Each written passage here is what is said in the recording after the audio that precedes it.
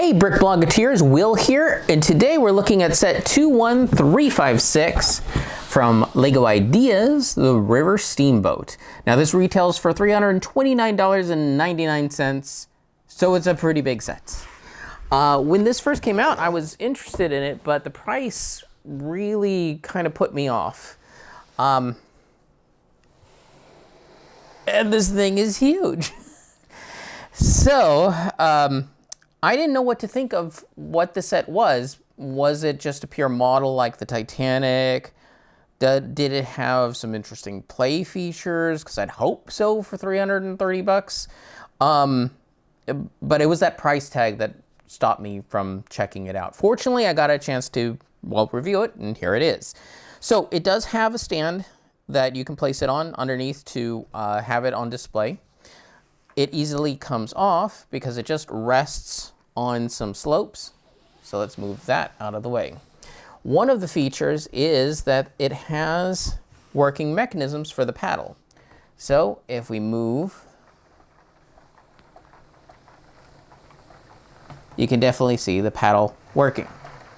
Now the way that works is, well, it's too hard to show you underneath. Fortunately, I did a little cut of the drive wheel.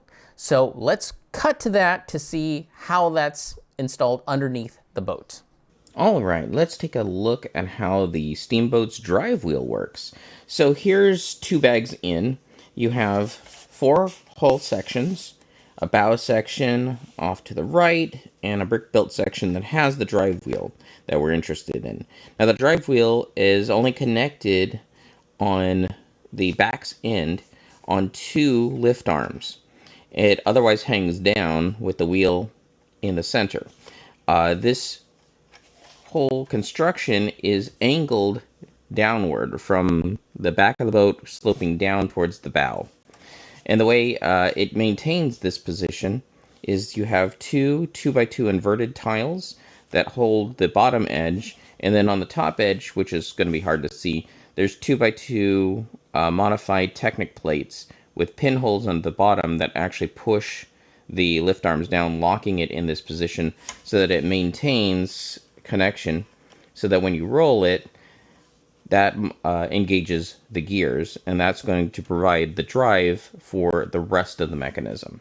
All right, from that drive wheel, it utilizes only one of the gears off to the side, and then it has some stacked gears that are located on this first floor, which is where you have the paddle mechanism and a piston to basically simulate an engine working. All right, another interesting feature is the front. You do have 2 gangways that can swivel out. There is a winch that, when operated, can pull in the gangways up. And there's a little paddle in there that can lock that in place, and you can release it, and it works essentially like a drawbridge mechanism from a castle line. There is a lot of interior in this set. What surprises me is that it's essentially minifigure scale. You can actually tell by seeing some of the doors. They actually use minifigure doors in a lot of these areas that open up into the interiors of the rooms. And everything is just a tad small, which is something you actually would expect on a boat, because boats have to be very limited on the space they use. So it makes sense that doorways and ceilings and hallways are just a tad smaller. So this is technically minifigure scale, but it's also a model. So it's very sad that we don't get a minifigure. Anyway, another interesting feature is the fact that the rudder that you can't really see because the paddle's in the way, it's down in there, it will actually move when you operate the wheel in the wheelhouse. This is really too tiny. Fortunately, they put a knob right here that will operate both the wheel inside there and the rudder in the back. All right, let's get a closer look and let's do a teardown of the set, because it is essentially like a modular building with 4 floors. So the top floor is, of course, the wheel, and you can see how it starts creating the connection. This just slides onto an axle, and when you turn the knob, that will turn it, which will operate all the various axles going down the middle of the ship and then back to the back. But this little, I can't, okay, has just a little opening door where you can stick a little minifigure in, and they will operate the wheel inside there. All right. That covers up a 2-part compartment. Let's pull this off. Just trying to remember where the safe spot is to pull it up at. I think, yeah. Okay, inside there, we have a restroom on your right and a little bunk compartment on the left.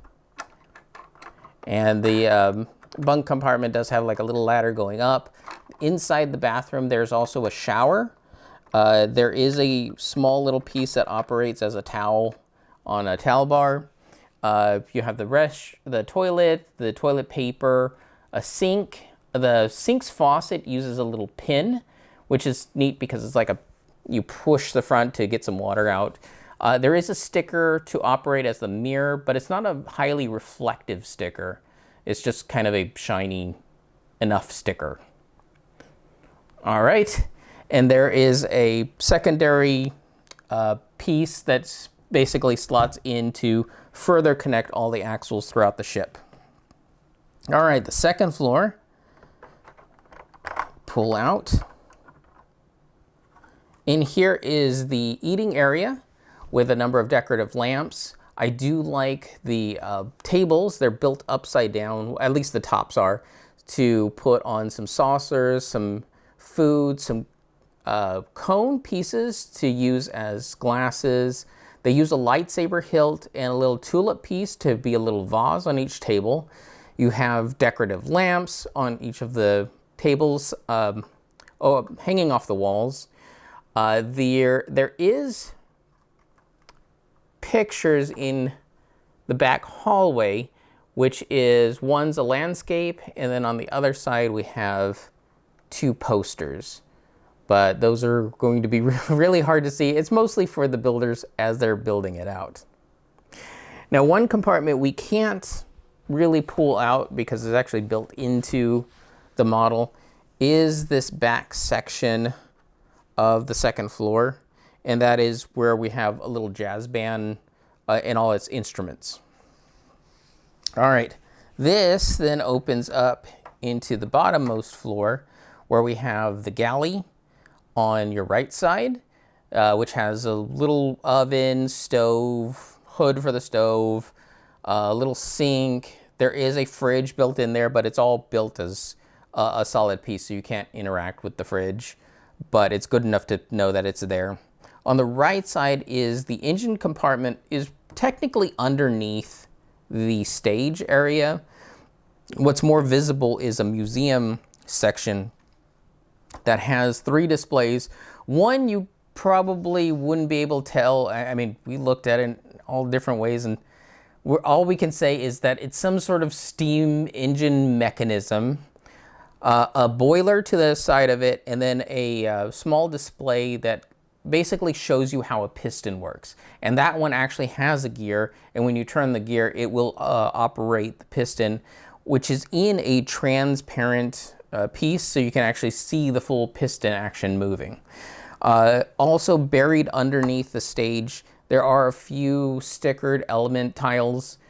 2 of them are the blueprints to show schematics of the ship, and then one is a little caution sign, basically to warn people not to stick their hands inside the mechanism of the ship. All right, this is unfortunately really hard to put back together, so I'm going to cut away. We're going to put it all together, come back, and I'll let you know what I think of the model afterwards.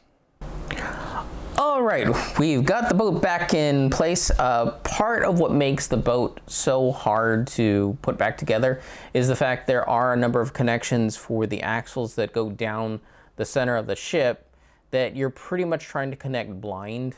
And so you're having to hopefully get in place. You can put your hand underneath and try twisting it to feel if things are connecting and see if the rudder moves. And if you do that, then you're good.